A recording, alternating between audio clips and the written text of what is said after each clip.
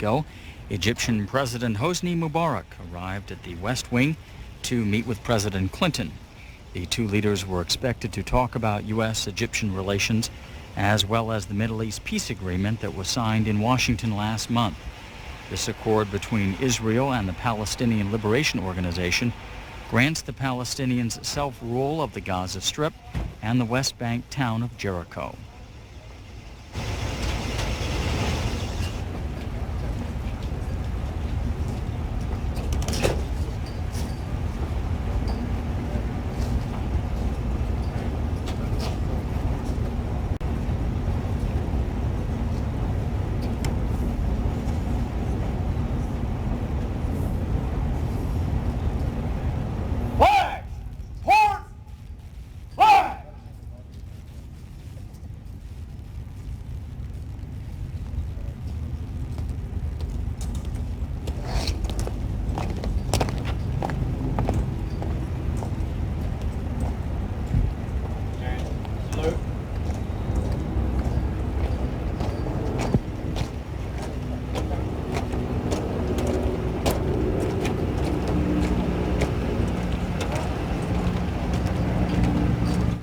In a few minutes, President Clinton and President Mubarak are expected to make remarks in the White House East Room.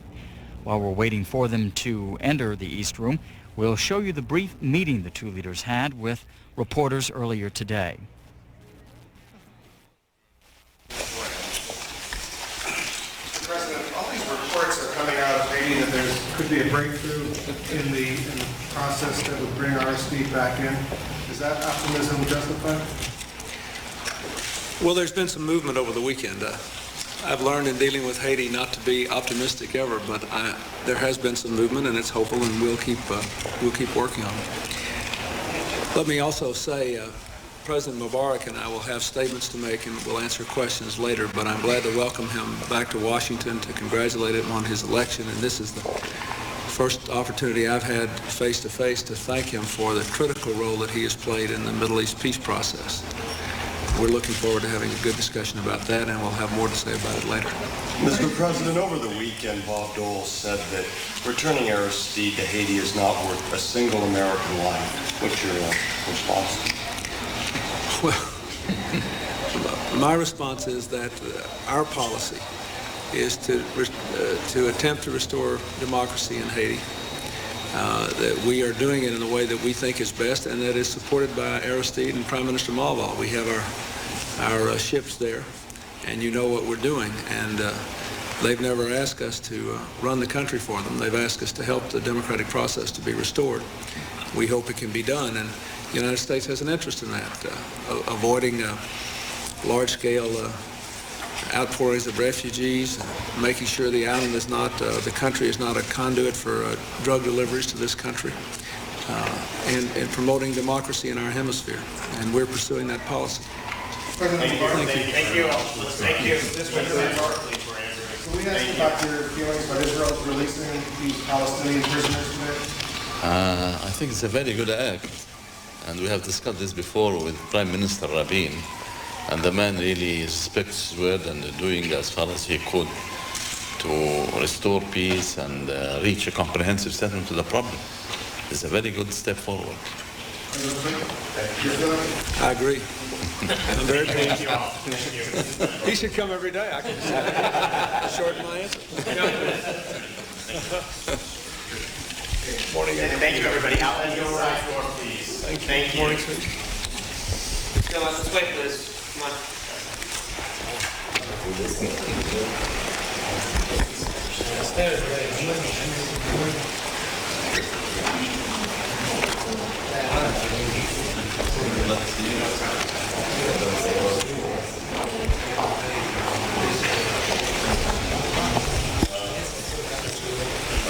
Now it's yours.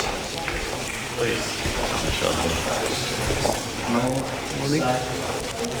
And the Reis, It's yours. When I come to government visit Egypt, it's not an invitation from me. I think President Mubarack will have to invite me. President Clinton, well, I would like. to discuss with President Mubarak. We have many things to discuss. I want to discuss how we can continue to work together on a comprehensive peace in the Middle East. And I want to ask President Mubarak's advice on a whole range of foreign policy issues. I want to be able to thank him personally for the absolutely indispensable role that he has played in the peace process in the Middle East so far. I don't think we would be where we are today if it weren't for President Mubarak. And we'll have our conversation, and then I'll answer your questions afterward. And I'll try to make sure you get equal time with the American press. Is Somalia on the topic of your talks with Mr. Oh, yes, I hope we will. I expect to discuss Somalia, yes. Thank you all. Thank you. Same way you came in. Ladies and gentlemen, the President of the United States and the President of Egypt.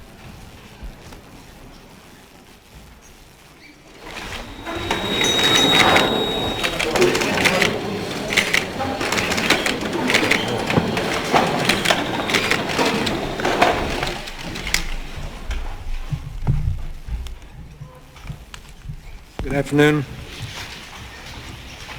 It's a great pleasure and honor for me to welcome President Mubarak to Washington once again. Egypt has acted as one of our nation's partners over a long time. They were actively involved in the Camp David peace process over a decade ago. And today, Egypt remains one of our most important global partners. We continue our partnership in working for peace and stability in the Middle East. We're also partners in a host of global efforts, from Operation Desert Storm to peacekeeping in Somalia today. And I want to express my personal appreciation to President Mubarak for his commitment to enhance Egypt's effort in that difficult humanitarian effort, as well as for his personal involvement in the recent developments between Israel and the PLO, which I am convinced would never have come about had it not been for your continuing encouragement, Mr. President. President Mubarak has proven repeatedly that he is a leader of great courage and determination. As he enters his third presidential term, he has a bold vision for his nation, to reform the economy, to build a future of full employment and free markets. This process is vital to the well-being of the people of Egypt. The President and the government have played a crucial role in the Middle East peace process. As I said, President Mubarak was pivotal in helping Israel and the PLO reach their agreement on September 13th. And like the United States and others in the international community, Egypt has been working to help turn this agreement into reality, an effort for which I am also very grateful. Egypt is hosting the substantive talks between Israel and the Palestinians, begun earlier this month, a tribute to the confidence and trust all sides place in Egypt's leadership for peace. That leadership is essential as we work for peace and as we work for a comprehensive peace. The President and I agreed in our talks this morning that we have to keep going in this process until all the pieces are in place, until there is a full and broad and comprehensive peace in the Middle East. We discussed the next steps in the process, including our common commitment to making sure that the Israel-PLO agreement is implemented properly. We agreed that this accord can serve as a catalyst for achieving a comprehensive settlement. I'm going to work with President Mubarak and other Arab leaders to help the Arab world follow through in creating a new climate of dialogue and reconciliation with Israel. We also discussed the President's goal for his third term, and we discussed ways in which two nations can continue cooperating to address regional conflicts in Africa and elsewhere, and to respond to other global challenges. Egypt will always hold a special meaning for all of us. It is the birthplace of much of our civilization, many of our modern arts and sciences. Today, Egypt has a leadership role, both as it confronts the challenges of its own development and the challenges of building a better future for all the people in the Middle East. The historic Egyptian experience demonstrates the importance of moderation, of tolerance, of dialogue, in shaping a future for the Egyptian people in the Middle East, a future marked by prosperity, by coexistence, and by stability. President Mubarak has been an exemplar of that experience. It is a joy to work with him and to welcome him once again to Washington. Mr. President. I was very pleased to meet with President Clinton for the second time in 6 months, and our meeting today has reinforced my impression of the President as a man of courage and mutual commitment. We discussed several issues of mutual concern, and discussions revealed a great similarity of views between us. President Clinton was quite receptive and open-minded. On African matters, we agreed on the need to remain alert until apartheid is actually abolished and replaced by a democratic system of government. On Somalia, we concluded that the desired political solution lies in the full implementation of the resolution of Addis Ababa Conference on National Reconciliation. We are watching the situation there closely, and I am in touch with President Zenawi of Ethiopia, who received a mandate from OAU to follow up the situation.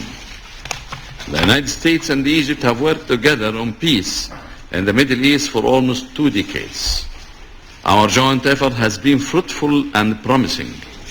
The peace process was boosted dramatically when Chairman Arafat and Prime Minister Rabin signed a historic document on the South Lawn of the White House on September the 13th. That was by no means a ceremonial function. It was a living testimony to deep commitment to peace and justice. It was also a personification of the generous contribution of the U.S. to the whole process.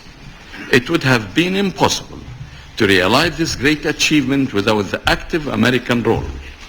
We thank the American people and their energetic leadership.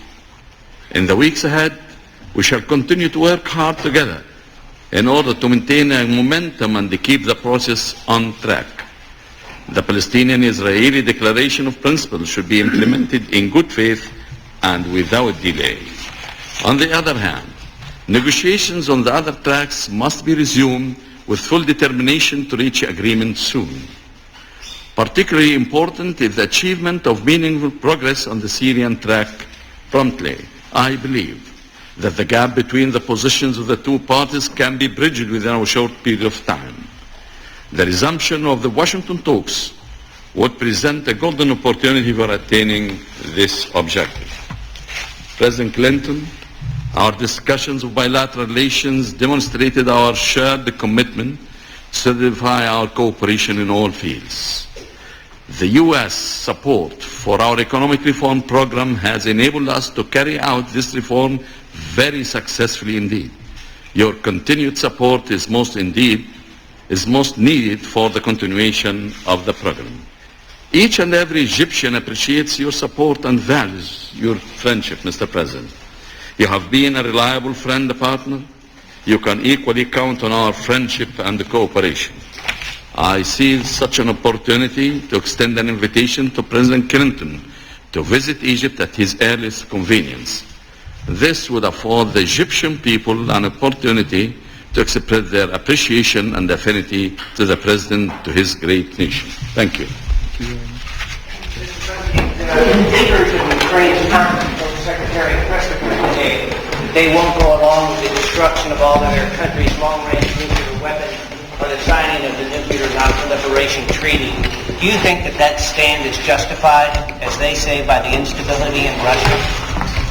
I understand their position, but I think that it is not justified because we're making progress with Russia too in complying with all these agreements, and there is no evidence that any of the developments which they might conceive in their worst fears would lead to an unwillingness to cooperate in the nuclear regime. I think they may see that as a counterweight to non-nuclear pressures they might feel in the future. But I think it's very important. We've been very clear from the beginning with Ukraine that we want to have a strong partnership with them, but that we expect this work of reducing our nuclear arsenals and complying with all the relevant treaties to go forward, and we'll keep trying to do that. Yes?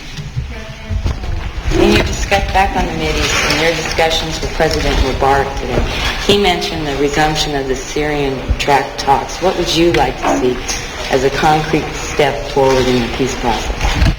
Well, I think it's very important that we resume the talks between Israel and Syria. But I also think it's important that we maintain a climate in which those talks can succeed.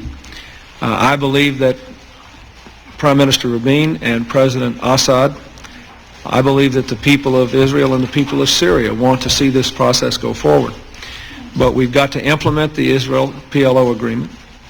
We need to continue to make progress on the other tracks. We need to encourage a greater receptivity and level of contacts between Israel and the other Arab states, as has already begun. And so I want to do all of that as well. And I think that if we do all that, I think you'll see ultimately, and not in the not too distant future, a successful conclusion.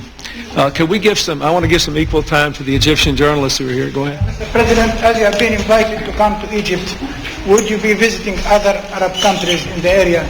And in the meantime, would you try to resume the talks between the Israelis and the Syrians and the Lebanese before you go? And would you send Warren Christopher to the area very soon? Well, I just was invited today to go, so I haven't worked out a schedule yet. I think it's fair to say that the United States and the Secretary of State will continue to be very involved in the region, and I'm very hopeful that we will have a comprehensive resumption of all the efforts in the Middle East. I think you know that that's our administration's position. Go ahead, Rita and Andrea. Extraordinary security here today for Mr. Mubarak's visit. Is this in response to a specific threat? And in general, can you tell us if you discussed any of the terrorist issues that are troubling both countries and what your discussions were on that? We talked about it a little bit, and I may want the President to make a comment or give him the chance to. I think he's made marked progress in his country in dealing with these issues. The security is at the level we thought was appropriate because of all the obvious tensions that surround the whole Middle East peace process. That we think the people of all of our nations are yearning for that peace, but we just wanted to. We consider President Mubarak a valuable asset. We just wanted to go out of our way to make sure that he felt secure here in our nation. On the terrorist issue in this country, is there a specific threat against you, sir, here that has prompted so much security? Really, I didn't hear any of that in the United States. If you speak about what in our country, we are much far better than ever before. You may hear an incident every now and then, but it happens everywhere in the world now. But we are in a very safe country, and you could come and visit our country, walk in the streets, and you could evaluate yourself what's the situation. We have an Egyptian question, then back to Andrea. Do you have any special role from Egypt relating to your position in Somalia? You are asking Egypt to do any special role? Well, we're going to continue to discuss that over lunch after we have this press conference. But let me say this: I'm grateful for for Egypt's continued involvement in Somalia, and I think that we agree, the President and I do, about what our common objectives should be there, what our hopes are. And I think we also agree that ultimately the Somalis are going to have to decide the future of their country for themselves, hopefully with the involvement of supportive Arab nations in the area. Andrea, and then we'll come back. On the subject of Haiti, the UN representative, Mr. Caputo, has suggested that former President Carter might be a useful representative and other leaders to try to get the process moving. Do you think that's a good idea? Would you encourage Jimmy Carter to go? And what is your assessment of whatever progress may have been made over the weekend with General Cedros? Well, as I said earlier today, it's always hazardous to be hopeful about Haiti, but I do believe that some of the signs over the weekend were hopeful, that there was some outreach, some understanding that there has to be an accommodation here, and that is hopeful to me. Mr. Caputo has done a good job and has worked very closely with my special envoy there, Ambassador Pizzullo. The first I heard of this suggestion was this morning. I have discussed Haiti on several occasions with President Carter. He knows President Aristide. He did go to President Aristide's inaugural ceremony. He has been working with this administration on some other problems in some other nations, so this is not anything that we've ever discussed in a specific sense. I think that before I would make a comment on it, I'd have to see what his reaction was. I understand Mr. Caputo mentioned Michael Manley also. What they would do under these circumstances would be up to them, but all of these things, I think, generally are hopeful. It means everybody's trying to reach out and bring this matter to some resolution. Is there another Egyptian question in the back there? Somebody stand up. Go ahead. Mr. President, is the American aid to Egypt going to decrease because of the peace agreement in the Middle East? Well, I wouldn't put it that way. I have continued to support strong American aid to Egypt, and I will continue to do that. And I think it's fair to say that our relationship in the future, including the aid relationship, will be a matter of close conversation between President Mubarak and me, and will be whatever is appropriate to help Egypt to succeed and to lead in such a constructive manner. Yes, Tom? And then we'll come back. Follow up on your answer on Syria for a second.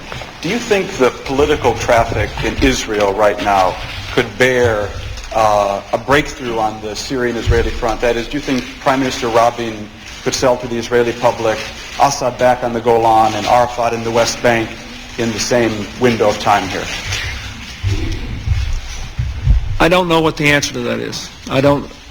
But I will say this. At least we can all count, and we know that if you look at the composition of the Knesset with the Shas minority party out of the coalition, temporarily at least, but not yet voting against the peace process, it is important that the Prime Minister know that there is not only a lot of popular support for what is being done, but that popular support can be translated at least into a Knesset that does not attempt to tie his hands in going forward, which is why the position of the United States has been, number one, that I believe Prime Minister Rabin wants a comprehensive peace in the Middle East. Number two, that in order to do it, he has to have the support of the people of Israel, which means we have to implement the present agreement between Israel and the PLO. We have to continue to make progress in opening up other Arab nations' attitudes toward Israel. We have to continue to make progress on the other tracks. And I think that there has to be some time in which he can work out whatever his situation is with his parliamentary body. We don't need to have him in a position where he can't make peace. Now, I can't offer you a definitive analysis of Israeli politics or public opinion, but I think what I'm committed to doing is getting this thing back on track. He knows, everybody in Israel's got to know in the end there can't be a total peace in the Middle East unless there's some peace with Syria. But the timing is very important, and progress on the things that are now at hand is very important. Is there another Egyptian question back here? Go ahead. Mr. President, concerning the foreign aid, are democracy and human rights records the criteria for U.S. foreign aid? If so, was your support to Yeltsin as an example or as an exception for that policy? Well, democracy and human rights are important, but I would argue that it is an example of that policy. Yeltsin is today the only democratically elected leader in all of Russia. He is doing his best to set up a constitution in which a parliament will be elected democratically, and it will have legitimacy along with him. And there will be a lot of people who disagree with him in that parliament, but they will have a legitimate base of authority under a new constitution. Also, I would say that given the circumstances that he confronted, he responded with real restraint, I think. Mr. President, can I ask a question? Yes. Sure. You have less than a month now before the House is scheduled to vote on the North American Free Trade Agreement. How important will this vote be in terms of your presidency? In other words, if you lose this vote and NAFTA goes down the drain, will this reflect how seriously in terms of the big picture, in terms of your success or failure as President of the United States? Well, I think the more important thing is how important is it to the United States. I think it's very important to our country. And I'm working very hard on it. I'm going to have a series of meetings and calls today, but I've already done some work on it this morning. And then I think beginning along toward the end of the week, you will see from then till the vote an enormous increase in the focus of my personal efforts, along with the continued full court press of the administration. I'm hopeful, though. I have to say we made some good moves last week, and I think there'll be some good movement this week. And from my point of view, it is clearly in the interests of the United States to adopt this. It means more jobs. It means more access to more Latin markets, which means more jobs still. It means a much better climate of cooperation on drugs and immigration and a whole range of other issues with Mexico. It is a very, very important agreement. And the thing that's most important to me is I think that we're already at a point where if there were a secret ballot on NAFTA, it would carry easily. And I think that in the end, the statesmanship urges and impulses of the men and women in the House of Representatives will take over, and I think it will prevail. Thank you very much. I think we'll have to go. Thank you.